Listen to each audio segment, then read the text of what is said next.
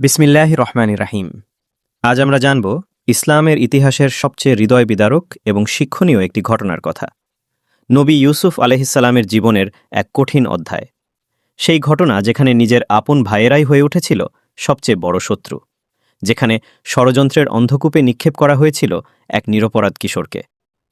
এই গল্প শুধু কষ্টের নয়, এই গল্প ধৈর্যের, তাওয়াক্কুলের এবং আল্লাহর ওপর অটল বিশ্বাসের। আল্লাহ সুবহানাহু ওয়া তাআলা পবিত্র কোরআনে সূরা ইউসুফে এই কাহিনী বর্ণনা করেছেন এবং একে বলেছেন আহসানুল কাসাস, অর্থাৎ সর্বোত্তম কাহিনী। আসুন পুরো ঘটনাটি মনোযোগ দিয়ে শুনি। প্রাচীন কেনানের মাটিতে বর্তমান ফিলিস্তিন অঞ্চলে বসবাস করতেন আল্লাহ নবী ইয়াকুব আলাইহিসসালাম। তার আরেক নাম ছিল ইসরায়েল। তিনি ছিলেন নবী ইসহাক আলাইহিসসালামের পুত্র এবং নবী ইব্রাহিম আলাইহিসসালামের নাতি। এই মহান বংশের মানুষ ইয়াকুব আলাইহিসসালামের ছিল 12 জন পুত্র। তার সন্তানদের মধ্যে সবচেয়ে প্রিয় ছিলেন ইউসুফ আলাইহিসসালাম।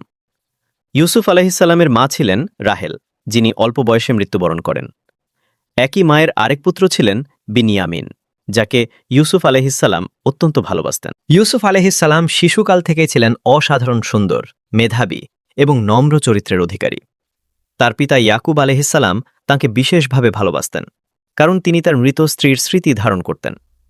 একদিন ছোট্ট ইউসুফ আলাইহিসসালাম একটি অদ্ভুত স্বপ্ন দেখলেন। স্বপ্নে তিনি দেখলেন 11টি তারা, সূর্য এবং চাঁদ তাঁকে সিজদা করছে। এই স্বপ্ন তার হৃদয়কে আন্দোলিত করল। সকালে উঠে তিনি ছুটে গেলেন তার পিতার কাছে এবং বললেন, আব্বু, আমি স্বপ্নে দেখেছি 11টি তারা, সূর্য এবং চাঁদ আমাকে সিজদা করছে। ইয়াকুব আলাইহিসসালাম একজন নবী। তিনি এই স্বপ্নের তাৎপর্য বুঝতে পারলেন। তিনি জানলেন এই স্বপ্ন সত্য হবে এবং ইউসুফের জীবনে এক বিশেষ মর্যাদা অপেক্ষা করছে। কিন্তু সাথে সাথে তিনি পুত্রকে সতর্ক করলেন, হে বৎস, তোমার এই স্বপ্নের কথা তোমার ভাইদের কাছে বলো না, কারণ শয়তান মানুষকে খারাপ পথে পরিচালিত করে এবং তারা তোমার বিরুদ্ধে কোনো ষড়যন্ত্র করতে পারে। এই সতর্কতার পেছনে ছিল গভীর দূরদর্শিতা। ইয়াকুব আলাইহিসসালাম জানতেন যে অন্য ভাইয়েরা ইউসুফকে নিয়ে ঈর্ষান্বিত, কিন্তু এই সতর্কতা সত্ত্বেও আল্লাহর পরিকল্পনা ছিল ভিন্ন। ইউসুফ আলাইহিসসালামের বড় ভাইরা ছিলেন 10 জন। তারা সবাই সৎ মায়ের সন্তান। ইউসুফের প্রতি তাদের পিতার অতিরিক্ত স্নেহ তাদের মনে ঈর্ষার আগুন জ্বালিয়ে দিয়েছিল। প্রতিদিন তারা দেখতেন পিতা ইউসুফকে কিভাবে আলাদাভাবে কাছে ডাকেন, কিভাবে আদর করেন, কিভাবে বিশেষ মনোযোগ দেন। তারা নিজেদের মধ্যে বলাবলি করত, ইউসুফ আর বিনিয়ামিন, এই 2 জন আমাদের পিতার কাছে বেশি প্রিয়, অথচ আমরা একটি শক্তিশালী দল। আমাদের পিতা নিশ্চয়ই বিভ্রান্ত হয়ে গেছেন। তারা ভাবত, আমরা বড়, শক্তিশালী, কাজকর্মে সক্ষম, তবু পিতার চোখে ছোট ইউসুফ বেশি প্রিয় কেন? এই প্রশ্ন তাদের মনে বিষ হয়ে জমতে লাগল। আল্লাহ পাক কুরআনে বলেছেন যে তারা বলল, লাকাদ কানা ফি ইউসুফা ওয়া ইখওয়াতিহি আয়াতুল লিসসাইলিন, অর্থাৎ ইউসুফ ও তার ভাইদের মধ্যে নিশ্চয়ই জিজ্ঞাসুদের জন্য নিদর্শন রয়েছে। ধীরে ধীরে ঈর্ষা পরিণত হল ক্রোধে, ক্রোধ পরিণত হল ষড়যন্ত্রে। একদিন ভাইয়েরা এক জায়গায় একত্রিত হল, লুকিয়ে, গোপনে। তারা পরস্পরের কাছে মনের গোপন কথা বলল। কেউ বলল, ইউসুফকে হত্যা করো। কেউ বলল, না, তাকে হত্যা না করে দূরের কোনো দেশে নির্বাসনে পাঠাও। কেউ বলল, তাকে কোনো গভীর কূপে নিক্ষেপ করো, যেন কোনো কাফেলা তাকে তুলে দূরে নিয়ে যায়। অবশেষে তারা সিদ্ধান্ত নিল, ইউসুফকে একটি গভীর কূপে ফেলে দেওয়া হবে। তারপর পিতার কাছে গিয়ে বলবে যে নেকড়ে তাকে খেয়ে ফেলেছে। কিন্তু প্রশ্ন হল, পিতাকে কিভাবে রাজি করাবে ইউসুফকে তাদের সাথে বাইরে যেতে দিতে? তারা কৌশল বের করল। পরদিন তারা পিতার কাছে গেল এবং বলল, আব্বা, আপনি কেন ইউসুফকে আমাদের সাথে পাঠান না? আমরা তার ভাই, আমরা তাকে ভালোবাসি। আগামীকাল তাকে আমাদের সাথে ময়দানে নিয়ে যেতে দিন। সে খেলাধুলা করুক, আনন্দ করুক, আমরা তার রক্ষক। ইয়াকুব আলাইহিসসালাম তাদের কথায় প্রথমে রাজি হলেন না। তোকে ছিঁড়া চলে যাও আর নেকড়ে তাকে খেলল। আমরা একটি শক্তিশালী দল, নেকড়ে তাকে খাবে, সেটা কখনো হবে না। তাহলে আমরা সত্যিকারের অপদার্থ হয়ে যাব। দীর্ঘ অনুনয়ের পর ইয়াকুব আলাইহিসসালাম শেষমেশ সম্মতি দিলেন। তিনি আল্লাহর উপর ভরসা করে ইউসুফকে ভাইদের হাতে দিলেন। পরদিন সকাল, ইউসুফ আলাইহিসসালাম আনন্দিত মনে ভাইদের সাথে বেরিয়ে পড়লেন। তিনি বুঝতে পারেননি যে এই যাত্রা তার জীবনকে চিরতরে বদলে দেবে। প্রথম দিকে সবকিছু স্বাভাবিক ছিল, কিন্তু যখন তারা মানুষের চোখের আড়ালে গেল, তখন ভাইদের আচরণ পরিবর্তন হয়ে গেল। তারা ইউসুফকে ঘিরে ধরল, তাকে মারধর করল, তার গায়ের জামা খুলে নিল। ইউসুফ আলাইহিসসালাম কাঁদলেন, চিৎকার করলেন, ভাইদের কাছে অনুনয় করলেন। কিন্তু তাদের পাষাণ হৃদয়ে কোনো দয়া ছিল না।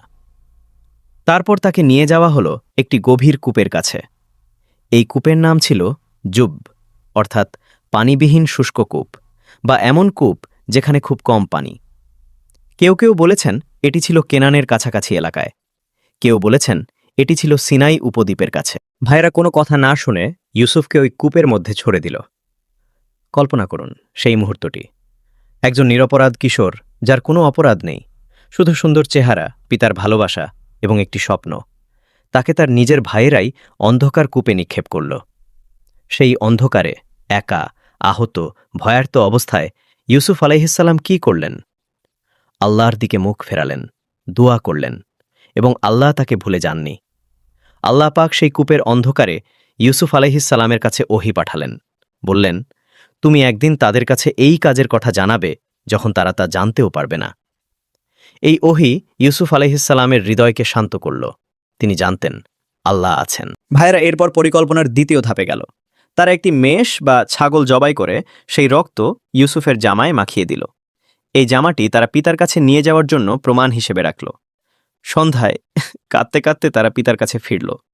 মিথ্যা কান্নায় তারা বলল, আব্বা, আমরা দৌড় প্রতিযোগিতায় ব্যস্ত ছিলাম। ইউসুফকে আমাদের জিনিসপত্রের কাছে রেখে গিয়েছিলাম।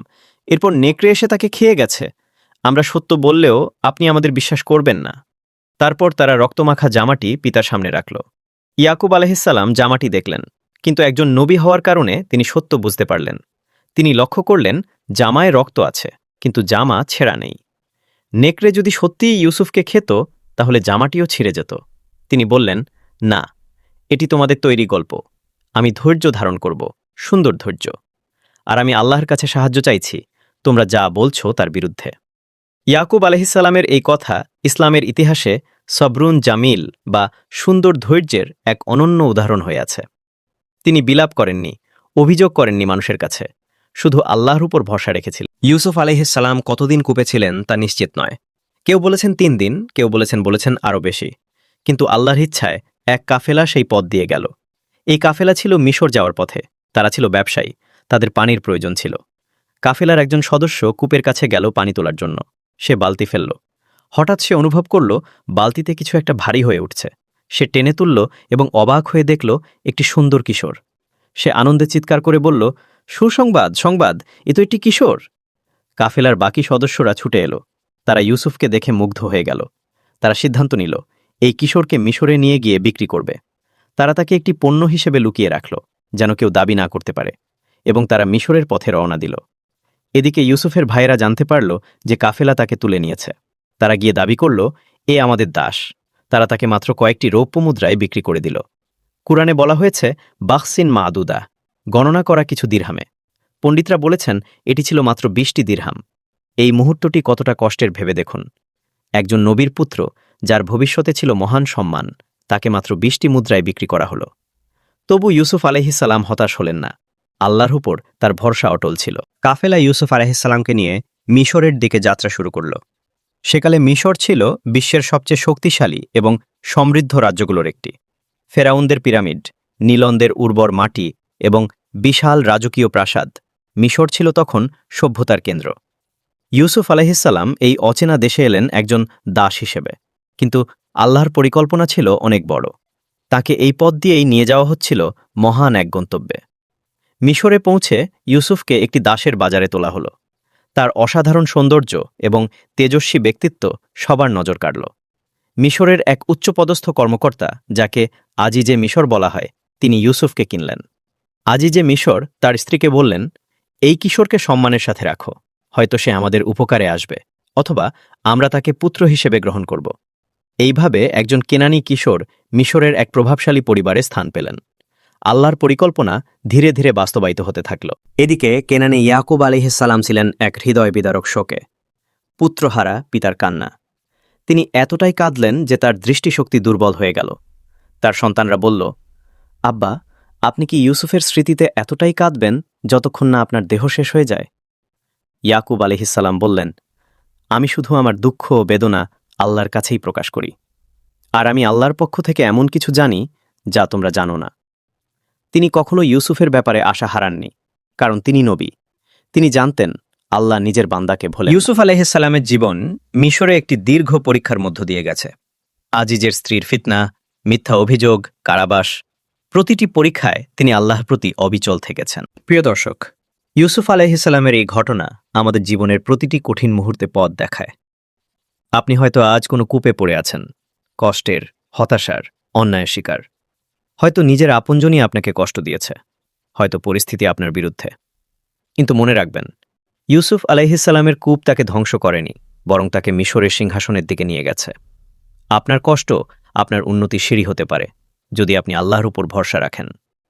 আল্লাহ বলেছেন সূরা ইনশিরাহে, ফাইন্না মাআল উসরি ইউসরা, ইন্না মাআল উসরি ইউসরা। নিশ্চয়ই কষ্টের সাথে স্বস্তি আছে, নিশ্চয়ই কষ্টের সাথে স্বস্তি আছে। ধৈর্য ধরুন, নামাজ পড়ুন, আল্লাহর কাছে দোয়া করুন। আল্লাহ আপনাকে ভোলেননি। আল্লাহুম্মা আমিন। জাযাকাকুমুল্লাহু খাইরান। আমাদের ভিডিওটি যদি আপনার ভালো লেগে থাকে তাহলে লাইক করুন, শেয়ার করুন এবং আমাদের চ্যানেল সাবস্ক্রাইব করুন। আল্লাহ হাফেজ।